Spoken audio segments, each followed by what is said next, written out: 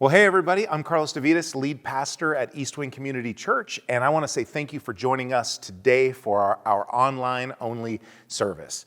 We had a chance to celebrate last week with our Christmas Eve services, but today, settle in your couch, get something warm to drink, and enjoy the morning.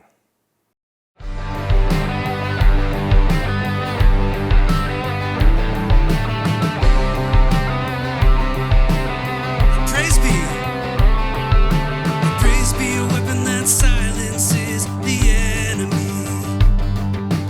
Praise be a weapon that conquers all anxiety. Let it rise. Then praise arise. We sing your name in the dark and it changes everything. We sing with all we are when we claim your victory.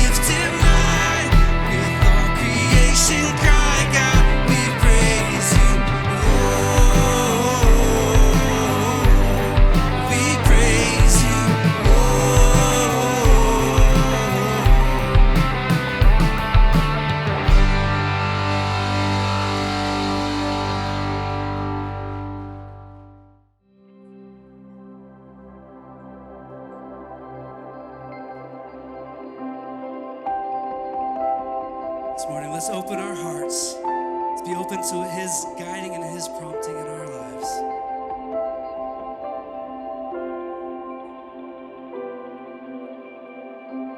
Spirit of the living God, Spirit of the living God, we only want to hear your voice. We're hanging on every word. Spirit of the living God, Spirit of the living God, we want to know you more and more. We're hanging on every word.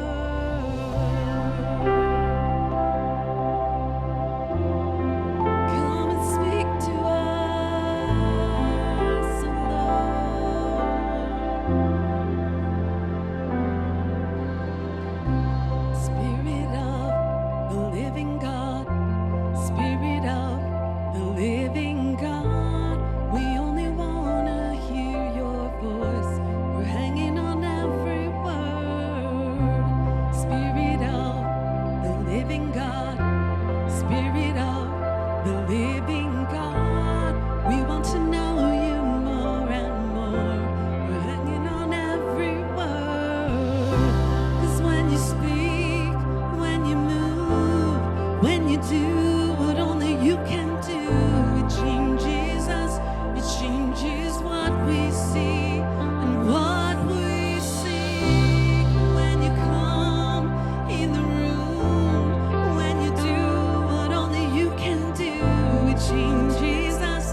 changes what we see and what we see.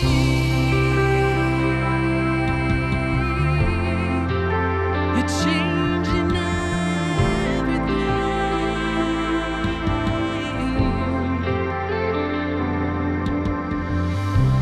Spirit of the living God, Spirit of the living God, we're leaning into all you are. Everything else can wait. Spirit of the living God, Spirit of the living God, come now and breathe upon our hearts. Come now and have your way. 'Cause when you speak, when you move, when you do what only you can do, it changes us, it changes what we see and what we seek. When you come in the room, when you do what only you can do, it changes us, it changes what we see and what we see.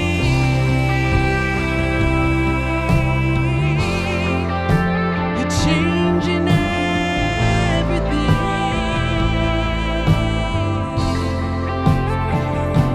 When you move all our fears. And when you move us to tears. And when you move all our fears. Yes, you do. And when you move us to tears. And when you fall, we fall on our knees. And when we fall at your feet. And when you fall, we fall on our knees. And when you fall, we fall at your feet. 'Cause when you speak, when you move, when you do what only you can do, it changes us, it changes what we see and what we see. When you come in the room and when you do what only you can do, it changes us, it changes what we see and what we see.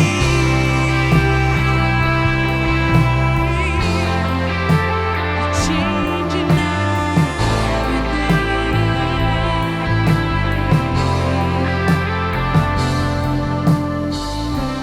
Spirit of the living God, Spirit of the living God, we only wanna hear your voice. You're hanging on every word.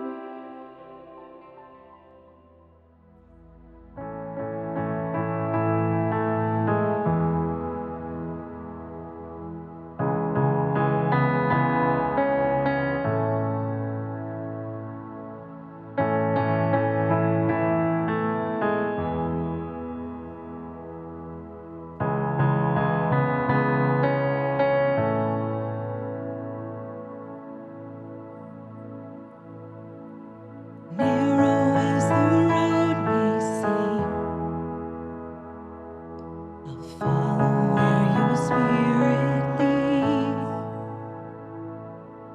Broken as my life may be,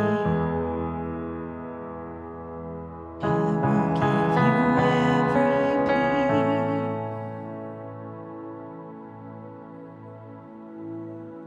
I hear you call. I am available. I say yes, Lord. I am available.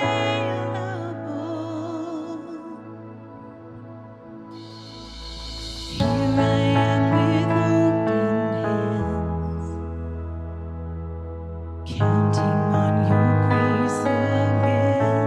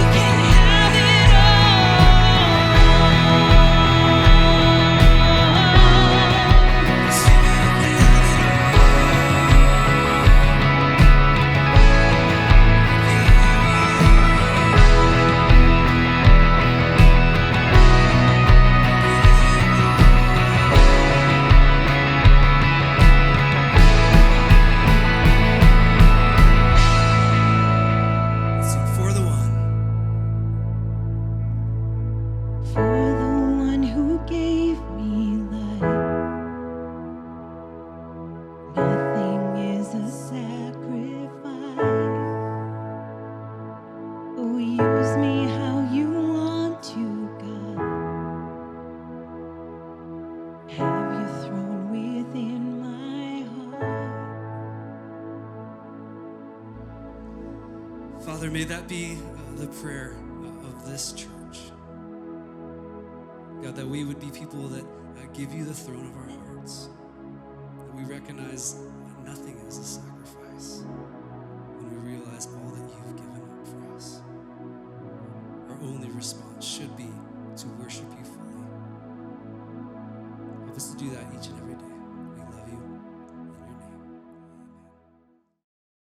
Well, good morning. Happy New Year's Eve. Clearly, we are not in the Eastwind Sanctuary packed all together like we were on Christmas Eve.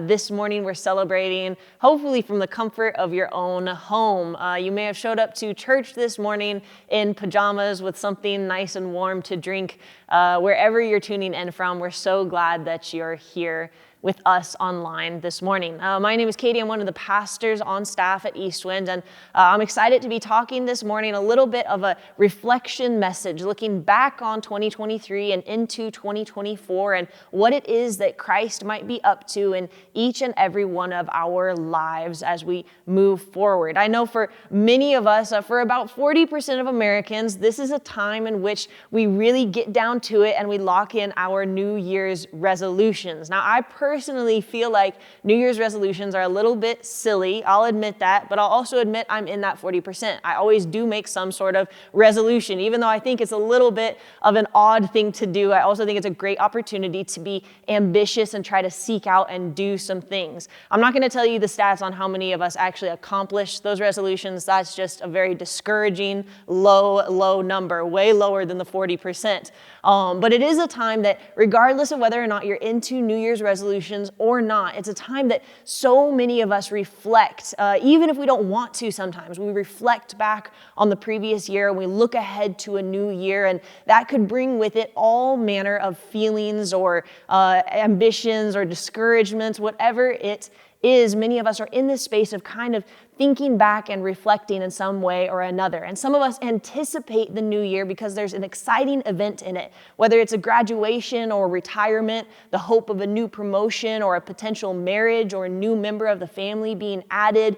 Many of us can look ahead and say, this year is going to be great. I'm really excited for it. Others of us will be looking back and feeling the weight of loss or grief or things that we've carried from this old year that we don't necessarily want to bring into the new year. And so many of us, I would argue much higher than the 40% of us that make New Year's resolutions, many of us use this space, whether or not we even intend to reflect and consider on the life that we're shaping up to live in 2024. And for many of us, that decision making comes out of a space of considering who we want to be and trying to live into that. For many of us, that's considering what we want to see happen in 2024 and trying to make that happen. I know for myself, right out of high school, I spent a couple of years working fast food. And if you've ever worked food service or anything customer service related, if you've ever worked in a busy kitchen or any job that has you on your feet for hours and hours on end, you know the value of a space like this, a classic old school break room, maybe a little convenience machine or a coffee machine, some chairs that aren't comfortable but feel like heaven when you sit in them because you've been on your feet for 6 hours straight. This break room was way nicer than anything I had at the fast food restaurant that I worked at. Okay, we had a few chairs. They were super deluxe. They looked a little something like this. They were leftover chairs from the dining room that got broken down over time, and instead of throwing them out, we put them in the break room because it was all we had. There was literally a set of 12 lockers for about 50 of us. There were these 3 chairs that were, you had to sit on them just right or they were gonna break somebody's leg, and that was about it. It was a reconverted closet essentially with these 3 spaces to sit in, but we took what we could get because when you had a few minutes off to not have to be out front with customers or in the kitchen working, you just take what you could get. And over again, we would ask our boss, hey, is there any way you could get us anything else in here that we could just sit on so that we can have a few minutes to put our feet up in between shifts and things like that? And our boss was none of our favorite person. Let's just call him Phil. Phil was maybe not someone's favorite boss. He wasn't always looking out for the needs of the employees. He was way more concerned with the bottom line and with keeping his job. Over and over again, we would go, how did he land this job of managing a team? Because we feel like his lowest priority. Well, one day Phil came in and brought with him this brand new, used, exciting, dirty couch. It looked a little something like this, okay? We're pretty convinced it came from Phil's garage, but we were stoked. All 50 of us were absolutely pumped that we had a place to sit in our break room over our break. And so we would sit here, 2 or 3 of us, we would rotate our breaks so you could actually put your feet up for a minute. And for 24 hours, we went, Phil is really changing. Man, like he really considered us. He thought about us. He brought us his old dirty couch from his garage. This is the life right here. Well, the next day there was a surprise corporate visit. And all of a sudden out of nowhere, someone showed up from corporate and did a sweep. And on this visit, Phil walked them by the break room and he said, we just really value our employees here. And it matters so much to us that they're taken care of and they have a good place to rest when they take their breaks. That's why we have a couch in here. And about half a dozen of us overheard it and we went like this. And we all looked at each other and we said, Phil's back up to his old tricks, huh? And we realized that at the end of the day, his values were still the same. At the end of the day, he was still after the bottom line. At the end of the day, he was still concerned with keeping his job and looking good for his superiors. Here's the thing though, he's not alone. Many of us, I would put it this way, many of us gear our actions towards immediate results based on immediate knowledge. Phil, I'm not picking on him, but Phil did this. He illustrated this perfectly when he brought in this couch. He geared an action, let me get a couch in here as soon as possible, towards an immediate result. Let me make sure that my employees at least look like they've got something going for them. And he did that based on immediate knowledge. He had somehow been tipped off that there was going to be a surprise corporate visit. And out of that, he said, I need to do something because I can't have corporate looking and seeing that there's absolutely no place for my employees to sit when they're on breaks. But many of us do this. Many of us make decisions. We act things out based on the immediate results that we're trying to get, based on just the little bit of information or knowledge that we have. Many of us hope and aspire to be driven by values, but are often more driven by immediate results and knowledge. Now, if you've been around an East Wind service at all, you know that we'll have a moment in which we have you turn and talk to one another and interact around a question about what it is we're speaking about today. And you have a little bit of a break from this. I'm not going to make you talk to a stranger because hopefully you don't have strangers in your home right now. But if you are watching with somebody, or if you're texting somebody, or if you're in the chat live, I am going to ask you to fill this out. This is an exercise I've borrowed from some leadership material over time. I'm going to ask you to take 60 seconds and just fill in the blank. It's intended to be the first thing that pops into your mind. So you would say, I always blank. I spend time blank. And you just fill that out based on the first thing that pops into your mind. I'm going to give you about 60 seconds for that, and then we're going to come back. If you need to pause this and go grab a pen or paper or something like that, open up a notes app on your phone, do that. But take 60 seconds, write the first thing that comes to your mind, and then we're going to come back and chat about these values.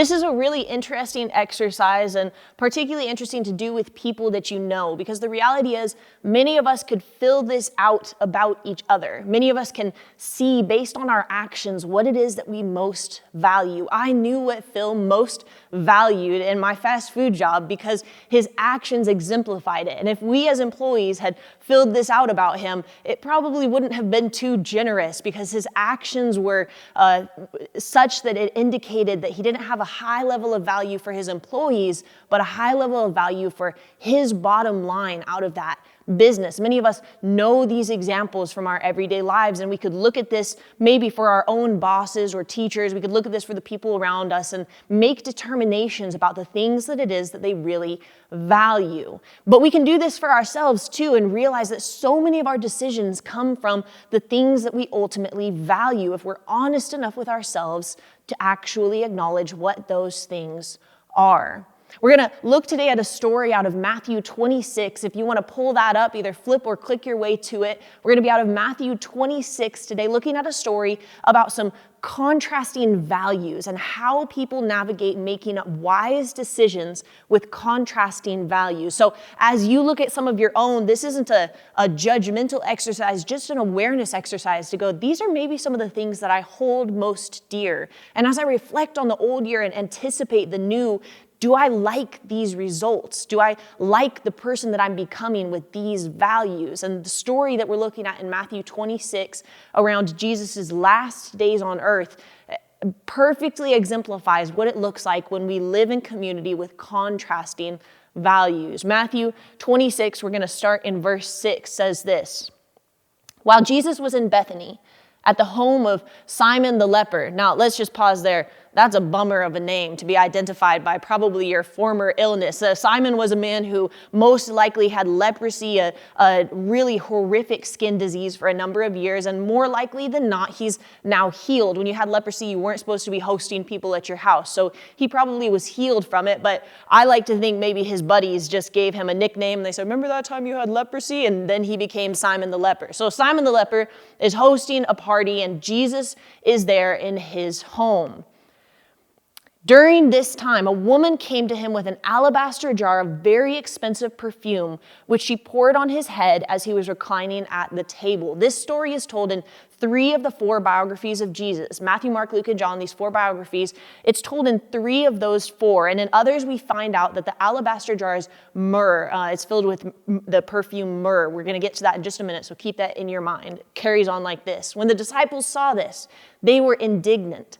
Why this waste? They asked. This perfume could have been sold at a high price and the money given to the poor. So let's pause here. This is a little bit, we got to set the stage. This is a little bit of a scandalous story. This woman comes in, at that time, men and women dined separately, and this woman comes into a gathering of men dining. Most likely it was just the men eating at this point, and this woman comes into it and brings this alabaster jar that's worth, the low estimates are a month's worth of wages. Most historians agree it was probably worth upwards of a year's worth of wages. So an outrageous sum of money.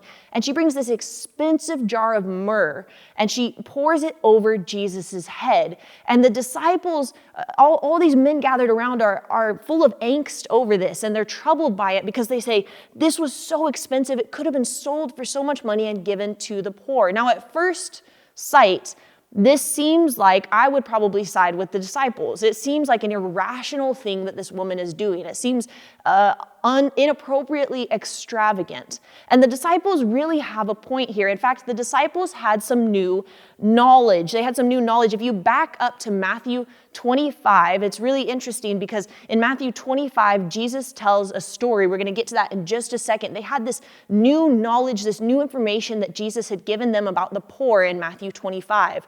And they're just immediately applying that information in this story. If you've heard me talk about knowledge and wisdom before, you know that I'll use this kind of silly but helpful illustration. It's this: knowledge is knowing a tomato is a fruit. Wisdom is not putting it in a fruit salad. A tomato is technically a fruit. It falls in the fruit, not the vegetable category.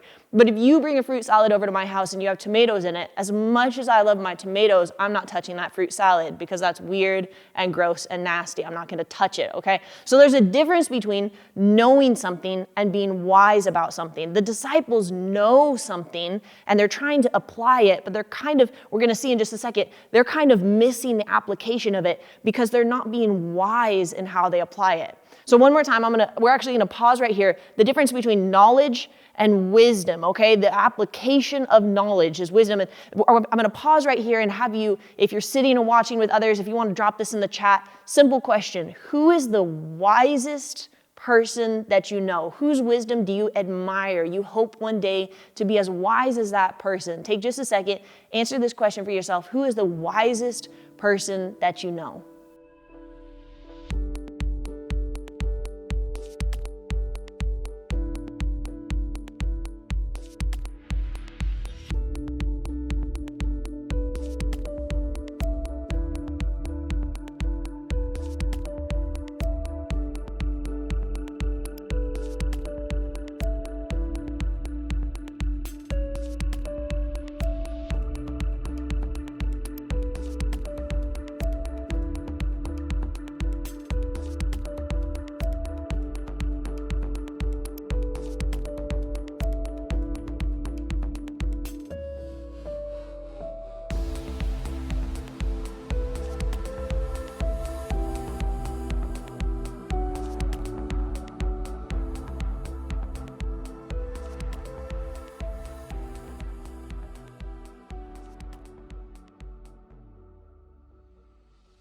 We know wise people because we can identify based on their actions, wow, that was the right thing to do.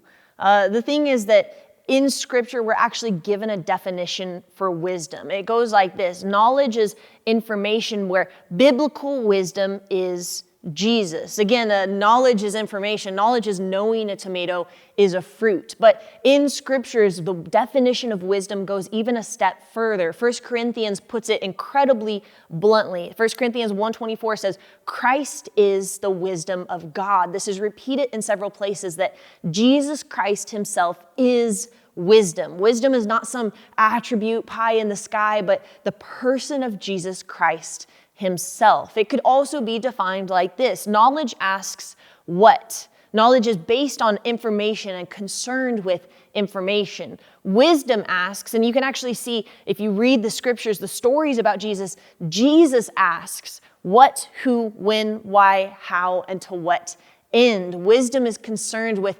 contextualizing things. Wisdom is concerned with not only doing the right thing, but doing the right thing in the right way with the right people at the right time in the right place. Wisdom is concerned with putting knowledge in the correct setting and connecting the dots, if you will. Wisdom connects the dots. So you have knowledge, all this information, but wisdom goes a step further. And I don't know about you, but I can see so much need for wisdom in our culture today. I look at the world around me, I look at the relationships that I have around me, and I see the need for more than just information to be able to bridge the gaps in the world around us. I see a need for wisdom to connect the dots and be more than just information.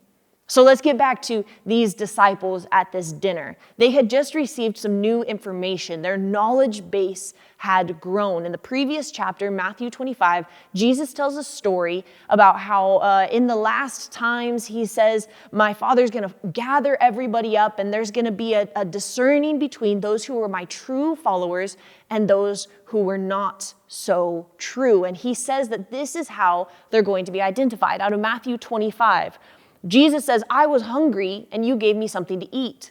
I was thirsty and you gave me something to drink. I was a stranger and you invited me in. I needed clothes and you clothed me. I was sick and you looked after me. I was in prison and you came to visit me. Whatever you did for one of the least of these brothers and sisters of mine, you did for me. Jesus tells this whole entire story, and the point is that whatever you do for even the least of the society around you, whatever you do for the poorest, whatever you do for the people in prison, whatever you do for those who don't have clean water, whatever you do for the least of these, you're doing for Jesus himself. So it stands to reason that these disciples who just heard a compelling and, if you will, a little bit of a scary teaching about how important it is to care for the poor. In 2 scenes later, we see a woman pour this alabaster jar out that's worth months, if not a year's worth of wages. And the disciples are indignant. They're so troubled. They say, we have this new knowledge and information that we're supposed to be caring for the poor. And yet you let this woman just pour out all of this myrrh that could have been sold and given to the poor. Jesus, what are you thinking? If we were the disciples and we looked at their value statement, we might see them say things like, I always listen to what Jesus says. I spend time with Jesus. I value obeying the law. We could go on and see these good, important, crucial attributes in their values. But the reality is that they had some new knowledge, but their knowledge was missing Jesus. And so it was unwise. They had this new knowledge, this new information about how much they were to care for the poor and how much the smallest of things, if they even give a cup of water to someone who needs a cup of water, Jesus will see that and honor it. They had this new knowledge and information, and yet they were missing Jesus in their application of it. And so out of the scriptures, when we see that Jesus himself is knowledge, we see that they were missing. Jesus himself is wisdom. They see that Jesus being wisdom, if they're missing Jesus, they're missing wisdom. They can have all the knowledge and information in the world, but if they're missing Jesus, if they're missing love, they're missing the whole point. The Apostle Paul says it this way later in the New Testament. He says, knowledge puffs up, but it's love that's most important. So let's pick up where we left off in Simon the leper's home. Again, when the disciples saw this, when they saw what the woman had done, when they saw how much she had poured out, they were indignant. Why this waste, they asked. This perfume could have been sold at a high price and the money given to the poor. Aware of this. I love this line. You'll see these little lines about Jesus all the time if you read his biographies. You'll see these over and over that Jesus, it'll say something like, Jesus knew what they were saying, or Jesus knew what they were thinking, or Jesus was aware of what they said. I love that Jesus notices these things. Aware of this, Jesus said to them, why are you bothering this woman? She has done a beautiful thing to me. He calls them out on probably what they were muttering to each other around the table, and he immediately turns it into an opportunity to teach true wisdom, to teach truly what it means to follow him. Why are you bothering this woman? She's done a beautiful thing to me. The poor, he goes on, you will always have with you, but you will not always have me. When she poured this perfume on my body, she did it to prepare me for burial. Truly, I tell you, wherever this gospel is preached throughout the world, what she has done will also be told in memory of her. And if you're the disciples, you're left scratching your head. It almost feels like Jesus contradicted himself. He says, take care of the poor. And then he says, this woman did a beautiful thing, even though it feels recklessly extravagant, even though it feels quite wasteful. But the reality is this woman got something that at that time the rest of the disciples had not yet gotten. And that was what Jesus himself was up to. Friends, the reality is we can have all the knowledge and information in the whole world, but if we're not focused on what Jesus is doing, we will miss the entire point. We will miss what it is that Jesus is actually up to in our lives. This woman, what she does is profound for a couple of reasons. The first I want to point out is this. Anointing someone's head with oil was a mark of kingship. You see this, for example, in the story of David in the Old Testament, King David, when God says, this is the man I've chosen to be king, Samuel goes and he pours oil on his head and says, you are going to be the king. So when this woman does this and pours it on Jesus' head, she's making a very bold statement about his kingship. She's making a very bold statement that she realizes he's part of a kingdom that's not the Jews, it's not the Romans, it's not the Greeks, it's not the barbarians, it's not any one kingdom around her. It is a new kind of kingdom, and she realizes Jesus is the king of it. Jesus is the one most in control and most in charge. But myrrh would have been an odd choice to anoint a king with. If you remember, we spent 3 weeks looking at the wise men's gifts over the course of December.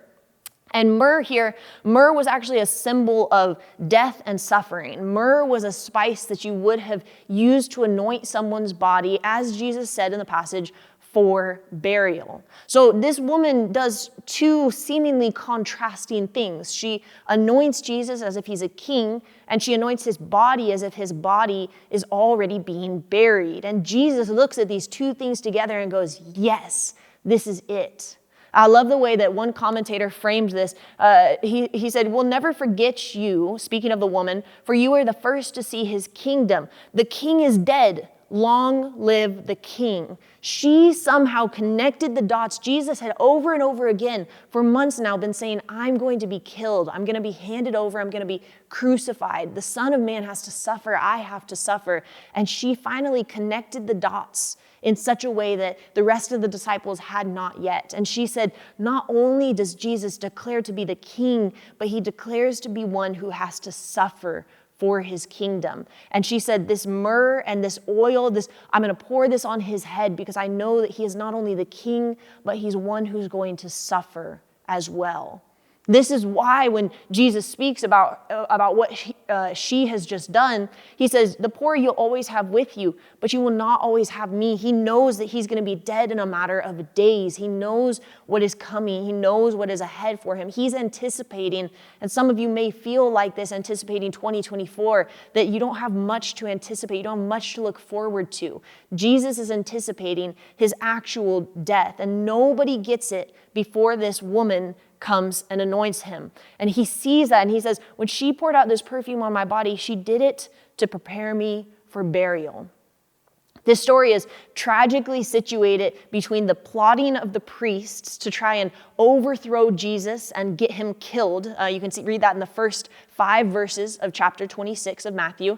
And then the next section, the next scene is the betrayal of his friend. Judas makes arrangements to turn Jesus over. And in the midst of this time, nobody gets it except this woman who comes and says, this is it. I get it. You are the king and you are the suffering servant.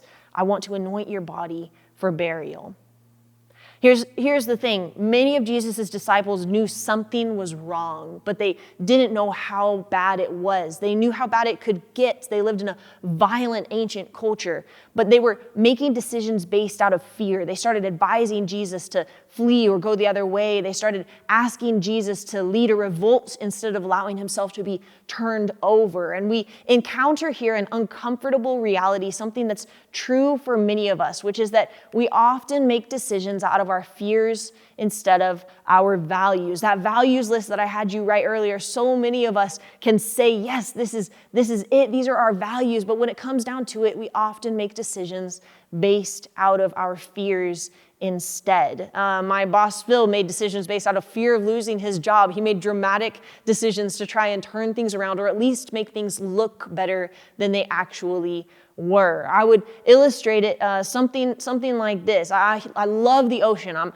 absolutely astounded with the beauty of the ocean. It's got spaces that look exactly like this, and I'm at best an amateur surfer. I'm so sorry. I know I should be talking about skiing and snowboarding. That's not in my repertoire. Amateur at best surfer is in my repertoire, okay? So I love this is a beach called Dillon Beach in Northern California, and I love getting out on the water if I can and at least attempting to surf. I have a ton of fun with it, but it's always a little bit embarrassing because I usually end up going with buddies that are actually good surfers. And so the whole drive there and then gearing up and getting the boards out on the water, the whole time I'm embarrassed and self-conscious because I go, man, I'm going to be lucky to catch a few waves and my friends are just going to run circles around me. This is going to be a whole situation. But every single time without fail, once I get out past the waves and I get into the ocean, a deep, deep fear grips me because the ocean, as much as I love it, terrifies me.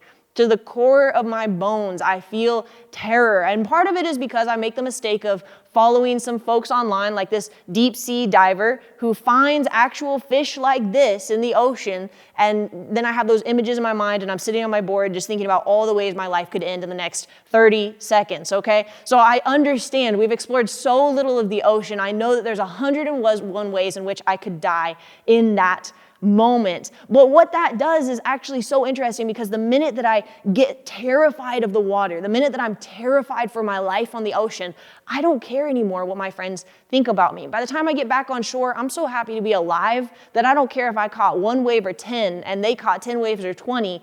I'm so pumped that I had an experience that I was centered by this fear of the ocean and yet was able to survive it and have some fun while I was at it. Many of us know this, so one more time, I'm gonna have you turn, maybe chat with the folks next to you, maybe drop this in the chat. What is something you are truly afraid of, like myself with the ocean, but you still like? Maybe refrain from putting people's names in the chat. All right, go ahead and take a second, answer that question.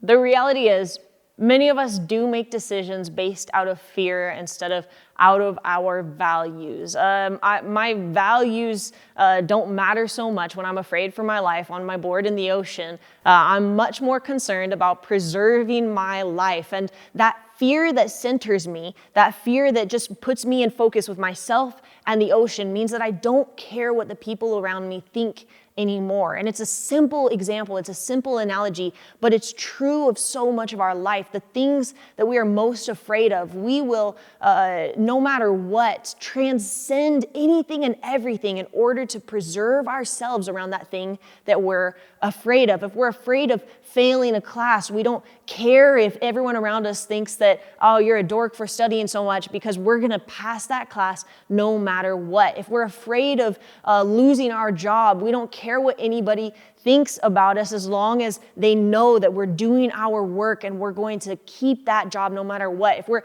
afraid of losing relationships that are valuable to us, nothing else matters except what we have to do to keep that relationship. We make decisions based out of fear. And we're talking about this idea of how do we make wise decisions? How do we look ahead to 2024 and make the wisest of decisions possible? And the Proverbs illustrate this very plainly. They say, do you want the beginning of wisdom? The fear of the Lord is the beginning of wisdom. And this phrase, fear of the Lord, can be concerning because some of us bring up images of parents that we were truly afraid of for all the wrong reasons. But I think of the fear of the Lord like that fear of the ocean. It's this gravity. We don't know so much about God, and God is so much more powerful than we could even imagine. And that gravity centers us. When I have a healthy fear of the Lord, when I know how great God is, like I know how great the ocean is, I don't care so much what the people around me think or do. I know that I have to focus on doing what it is God asks me to do. We often make decisions based on our fears instead of our values. We, when push comes to shove, operate out of our fears and out of the things that we're most afraid of. And it leads to a simple principle, which is this: if you want to change your decisions, change your fears.